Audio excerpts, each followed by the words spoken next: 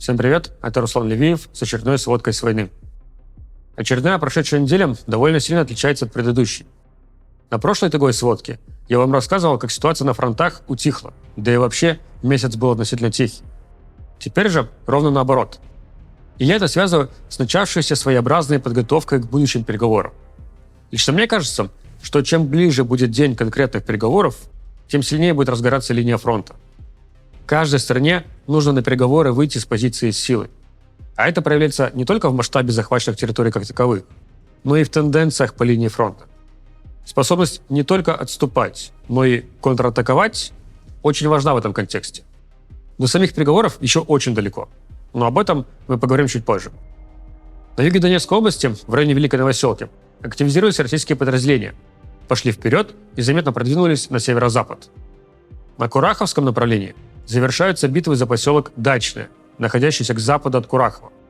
Министерство обороны России и ряд пророссийских телеграм-каналов уже объявили о захвате Дачного, но украинская сторона пока этого не подтверждала. А картографический сервис Deep State говорит только о продвижениях российских сил в этом районе. Но посмотрев на карту, становится понятно, что это вопрос ближайшего будущего. Плюс за прошедшую неделю армия России заметно продвинулась в районе поселков Шевченко и Андреевка, тем самым вытягивая на запад северный фланг Кураховского направления. Теперь в опасном положении оказываются поселки Константинополь и Улаклы. Важное изменение произошло на Покровском направлении. На протяжении долгого времени я в сводках каждый раз говорил, что российские подразделения продвинулись вдоль всего западного фланга на Покровском направлении. Теперь ситуация повернулась. За прошедшую неделю у российских войск не было продвижений на западном фланге, а вот ВСУ провели успешные контратаки и отбили часть позиций. В частности, украинская армия отбила позиции в районе поселков Песчаное и Дачинское. И это не единственный успех ВСУ за эту неделю. Еще они выбили российских военных с ряда позиций в районе села Водяное II на восточном фланге Покровского направления. В Харьковской области, на Купинском направлении, расширился российский плацдарм на правом, то есть западном берегу реки Оскол. И, наконец, Курская область. Всю неделю не смолкали бои на западной границе Курского плацдарма. По итогу российскими войсками отбита часть позиций вдоль границы в районе села Свердликово, а также в районе села Малая Локня. Но также и украинские силы смогли взять под свой контроль некоторые позиции в районе той же самой Малой Локни. Что лично я для себя отмечаю на прошедшей неделе, так это возросшая роль беспилотников на оптоволокне в контрбатарейной борьбе. Для начала напомню, что такое контрбатарейная борьба. Это выявление и уничтожение артиллерийских установок противника. Основная тактическая единица артиллерии называется батареей, которая обычно состоит из нескольких орудий. Для выявления позиций артиллерии активно применяются контрбатарейные радары. Они засекают летящие по вам снаряды артиллерии, достраивают их траектории и так определяют место пуска, а соответственно и позиции стреляющих гаубиц. Первое время полномасштабного вторжения тут явно было преимущество на стороне Украины, поскольку им поставляли хорошие контрбатарейные радары. Сейчас, с появлением беспилотников, серьезное влияние стали оказывать и они. Во-первых, оказалось, что найти прячущуюся в 15-20 километрах от фронта артиллерийскую установку достаточно просто, потому что остаются следы на дороге, особенно зимой. А экипажи этих установок часто ездят одним и тем же маршрутом. Во-вторых, даже при этом раньше какую-никакую защиту от дронов обеспечивали глушилки. Сейчас же появились беспилотники на оптоволокне, то есть управляемые по проводу, которые не подвержены глушилкам и летают на те самые 15-20 километров. Поэтому в последние пару недель я прям часто вижу публикующиеся российской стороной кадры уничтожения панцергаубиц, установок Богдана, Цезар и М109 с помощью дронов на оптоволокне. Контрмеры тут могут быть применены довольно очевидные. Чаще менять позицию установки, стараться не передвигаться одними и теми же маршрутами, принимать меры к сокрытию следов перемещений. Пошли слухи, что F-16 стали применяться не только для сбития беспилотников и крылатых ракет. В частности, пророссийский телеграм-канал «Рыбарь» пишет, что украинские ВВС пытались атаковать российские самолеты, работающие по наземным целям. Якобы не пускали ракеты класса «Воздух-воздух» с предельной дальности из Днепропетровской области. Чисто технически такое возможно. Вопрос только в рисках. Чтобы эффективнее поражать летящие цели, нужно ближе к ним подлетать, а соответственно и ближе к линии фронта. А таким образом вы открываетесь для вражеского ПО. Как это и произошло со штурмовиком Су-25 над Торецком, про который я вам рассказывал на прошлой сводке. К слову про беспилотники и противовоздушную оборону. В середине недели было 2 громких инцидента, связанных с российскими шахедами. В четверг в ходе воздушной атаки по Одесской области один из беспилотников улетел в Молдову, где упал в поле. Представители России сразу отвергли какую-либо причастность к этому дрону. Поэтому власти решили закрыть русский культурный центр в Молдове, как ответ на враждебную деятельность. На следующий день, в пятницу, еще один шахед ударил по саркофагу 4-го энергоблока Чернобыльской атомной электростанции. К каким-то критичным последствиям это не привело, хотя сам случай, конечно же, тревожный. Саркофаг довольно-таки высокий, больше 100 метров в высоту. Так что с большой вероятностью он не был целью, а просто не был учтен при программировании маршрута беспилотника, либо сам беспилотник сбился с курса. Издание «Верстка» пишет, что командование российских подразделений принуждает мобилизованных подписывать контракты с Минобороны России, а в случае отказа угрожают отправкой в штурмовые подразделения. Эта практика не нова. Мы с ней уже много раз сталкивались. А делать это все для того, чтобы повысить статистику по набору контрактников. И это один из факторов, почему цифры из докладов Дмитрия Медведева получаются искаженные. Ведь фактическое количество людей на передовой не изменилось, а воинские части отчитались, что привлекли еще определенное количество контрактников. Какой реально сейчас темп набора? Сказать трудно. У нас по этому поводу идут активные дискуссии с нашими коллегами по цеху. Честно говоря, я ждал, что на днях появится отчет по расходованию средств федерального бюджета за 4-й квартал 2024 года. И вот тогда мы смогли бы посмотреть, сколько в 4-м квартале потратили денег на выплату премий за заключение контракта с Минобороны, а отсюда прикинуть и темп вербовки. Но некоторые коллеги-исследователи сказали мне, что отчет за 4-й квартал не публикуют отдельно. Публикуют сразу годовой отчет. А поскольку это годовой отчет, то его подготовка занимает сильно больше времени. И, скорее всего, он будет опубликован только где-то к лету. Отдельные косвенные признаки проблемы укомплектованности личным составом мы, конечно же, видим. Появляются все новые и новые видео с солдатами на костылях на передовой, или с тем, как из госпиталей силой забирают недолеченных солдат и везут на передовую. Авторы справочника The Military Balance Британского международного института стратегических исследований высоко оценивают способности вооруженных сил России замещать значительные потери людей и техники и восстанавливать боевой потенциал, адаптируя тактику к наличным силам и средствам. Отмечу, что The Military Balance – это весьма авторитетный справочник во всем мире. Многие правительства и аналитические центры им пользуются. И мы, кстати, тоже. Среди прочего, авторы обращают внимание на успешные мобилизационные мероприятия, позволяющие поддерживать численность воюющей российской группировки на уровне свыше 600 тысяч человек, несмотря на поступательный рост потерь. Под мобилизационными мероприятиями они, очевидно, имеют в виду не мобилизацию как таковую, а заманивание людей на контракт деньгами.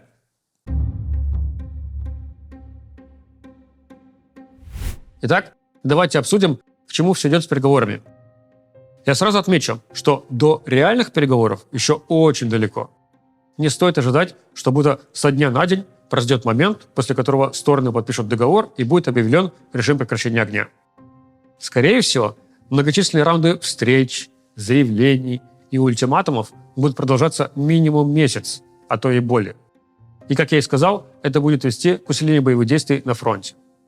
Что действительно плохо, так это то, что американские чиновники сразу начали со слабых позиций. Все эти комментарии про то, что Украина не будет членом НАТО, что планы возвращения границ 2014 или 1991 года нереалистичны, что Европа сама должна обеспечивать гарантии безопасности Украины. Это все сразу лишает Америку предметов торга. Путину толком еще даже делать ничего не пришлось, а чиновники Трампа уже все ему предоставили. Зачем же ему идти на какие-то уступки теперь? Кремль хотел, чтобы Запад перестал вооружать Украину. И вот впервые по окончанию очередной конференции «Рамштайн» Америка не объявила о выделении нового пакета военной помощи. Фактически, Трамп поставил себя для переговоров с одним единственным козырем, который он сможет использовать. Это цены на нефть.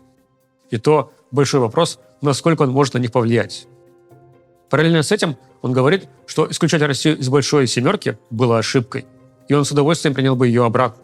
Россию исключили из тогда еще большой восьмерки в 2014 году, после аннексии Крыма. Заявления Трампа и его чиновников застали Европу врасплох. Прежде всего, из-за того, что с Европой даже не посоветовались сначала, не выработали совместных позиций. И это при том, что именно Европе в дальнейшем обеспечить работу подписанного соглашения. Получается, я тут без вас все порешаю, а вы потом исполняете. Такой раскол с союзниками – большой подарок Кремлю. Как и назначение в должность директора национальной разведки Талси Габбард.